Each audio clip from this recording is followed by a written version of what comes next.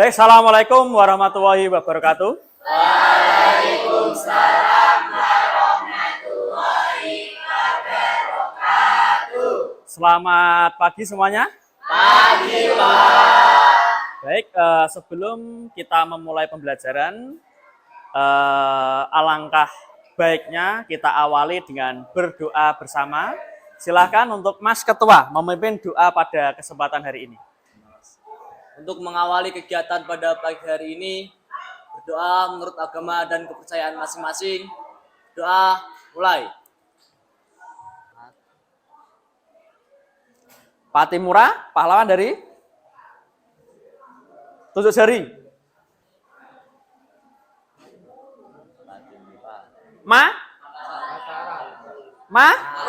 Maluku nggih, ya. Jadi Pak Timura pahlawan dari Maluku nggih. Kemudian dua lagi. Tahu perang Jawa? Atau yang kita kenal sebagai perang Diponegoro. Perang Diponegoro itu tokoh utama atau pahlawan di sana siapa? Pangeran Diponegoro. Nama aslinya siapa? Ayo. Nama aslinya dari Pangeran Diponegoro kemarin siapa?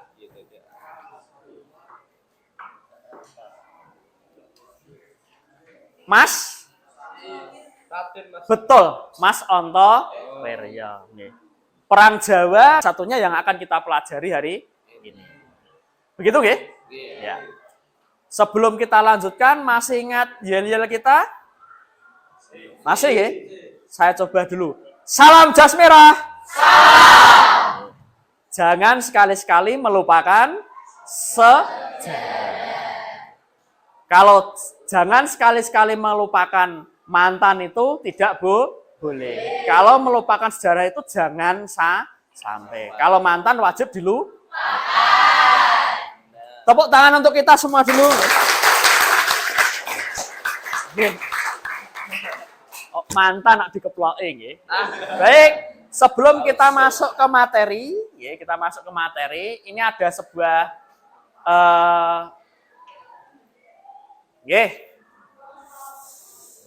kita saksikan dulu apa yang tertera di video dari tahun 2017. Saat itu Menteri Pendidikannya masih Muhadjir Effendi. Betul ya? Kemudian sekarang Menteri Pendidikannya siapa? Nadiem Makarim. Atau sering disebut sebagai Mas Menteri karena masih muda. Kita wajib bangga dengan bangsa kita, anak muda mulai dilirik untuk mengisi pos-pos penting di pemerintahan. Yang kita bahas bukan itu hari ini. Tadi antara Menteri Pendidikan 2017 dan pihak Belanda itu melakukan kerjasama di bidang pendidikan. Betul sekali. Setelah ini Anda akan kami bagi menjadi 4 kelompok. Kemudian berdiskusi dan bekerja pembuatan mind mapping, presentasi. Anggota kelompok dapat menanggapi presentasi itu seperti biasa, nggih. Satu kelompok nanti cukup satu dulu. Kemudian yang meja tengah bisa ditengahkan.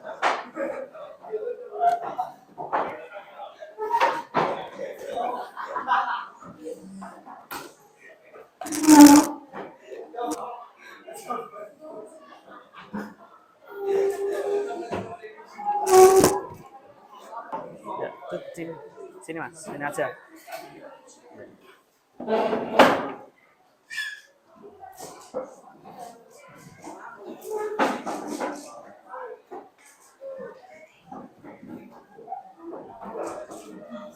Baik, sudah terbagi 4 kelompok. 4 kelompok.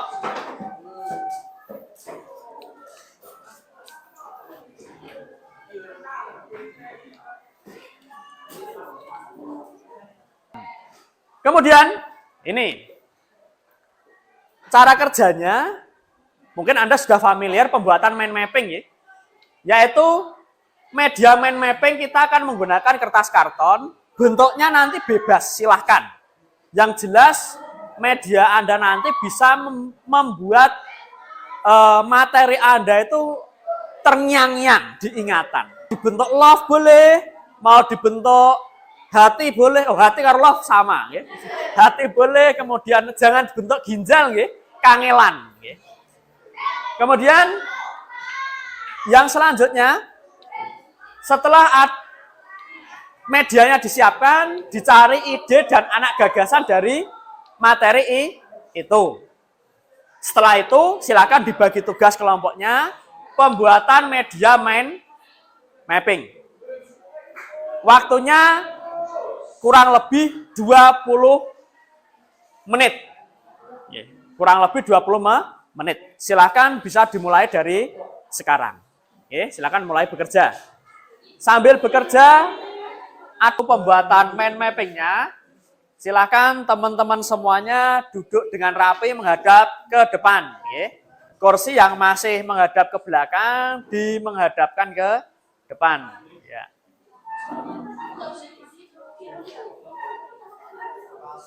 Silakan duduk dulu. Duduk semuanya, ya. Menghadapnya ke depan, Mbak. Menghadap ke sini. Ya, menghadap teman-teman yang akan presentasi. Sudah ya, cukup tenang. Untuk pertama yang ke depan, kita balik. Kalau tadi dari kemarin dari kelompok 1, hari ini kita balik dari kelompok 4 atau kelompok Stovia. Tepuk tangan untuk kelompok Stovia. Ya. Silakan perwakilan 4 anak ke depan. Atau di sana. Ya, biar kelihatan seimbang. Ya. Kalau cantiknya sudah seimbang, tapi tempatnya. Warahmatullahi wabarakatuh. Waalaikumsalam warahmatullahi wabarakatuh. Berdirinya kami di sini untuk berprestasi bukan untuk berprestasi karena tentunya ekspektasi membuat sakit hati. Maka dari itu perkenalkan kami jadi kelompok Stovia menjelaskan mapping.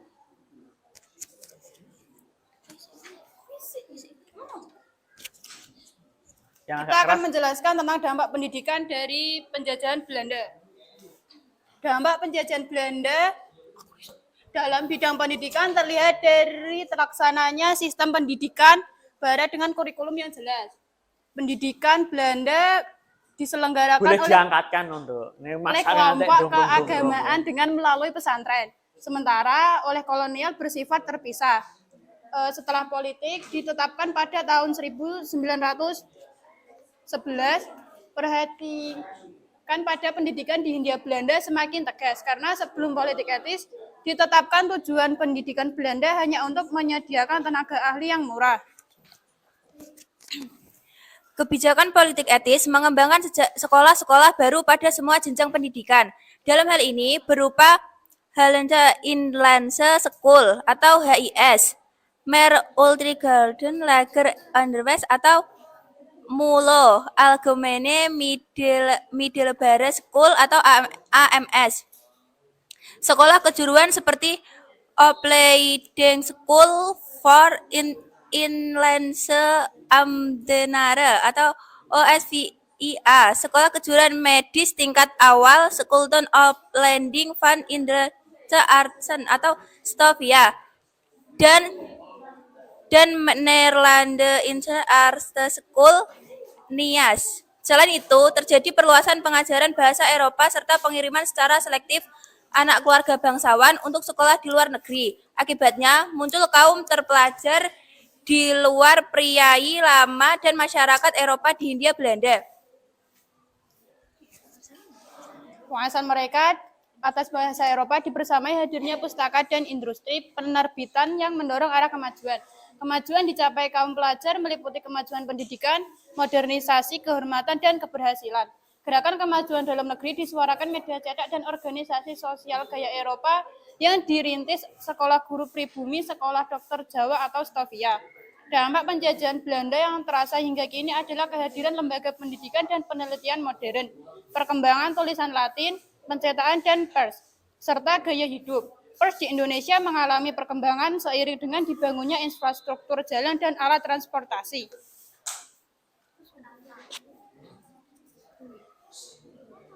Sudah? Ya.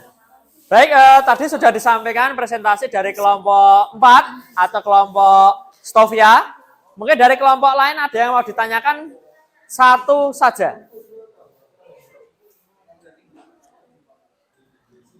Silakan.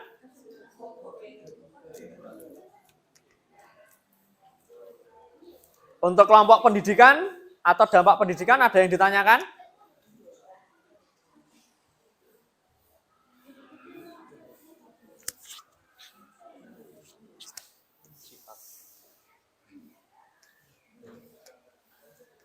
Baik, adakah yang ingin ditanyakan?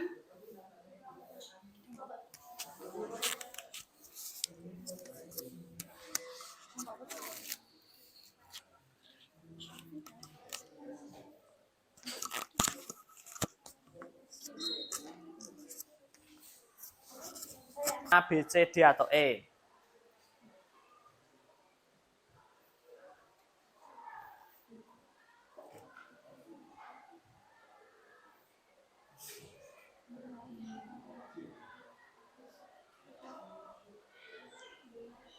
Cukup pilih A, B, C, D, atau E. Sudah ya? 1, 2, 3? Sudah. Baik. Soal nomor 4. Pendirian sekolah oleh pemerintah kolonial Belanda merupakan salah satu penerapan politik etis. Salah satunya adalah berdirinya titik-titik. Kesulitan memahami materi sejarah nggak kalau seperti ini? Tidak ya, karena ada, ya sedikit pasti ada. Untuk refleksi umum hari ini, kuat dari saya, percayalah pada diri Anda sendiri karena orang lain tak akan pernah mempercaya itu.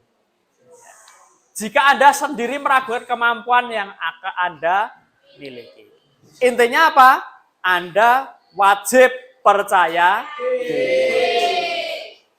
Tepuk tangan untuk kita semuanya.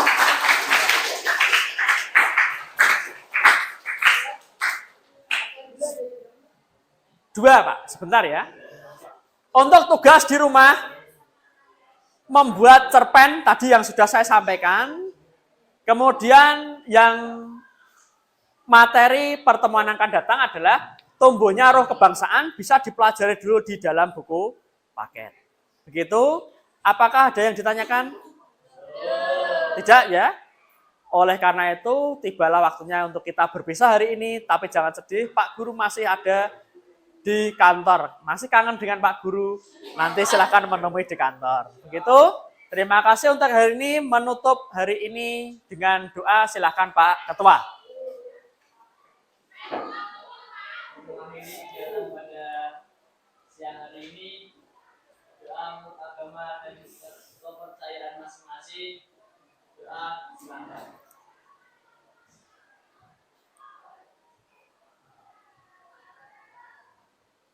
Doa selesai. Baik, terima kasih untuk hari ini. Mohon maaf atas segala kekurangan. Salam jas merah. Salam. Terima kasih, tepuk tangan untuk kita semuanya. Baik, cukup. Silakan bisa istirahat.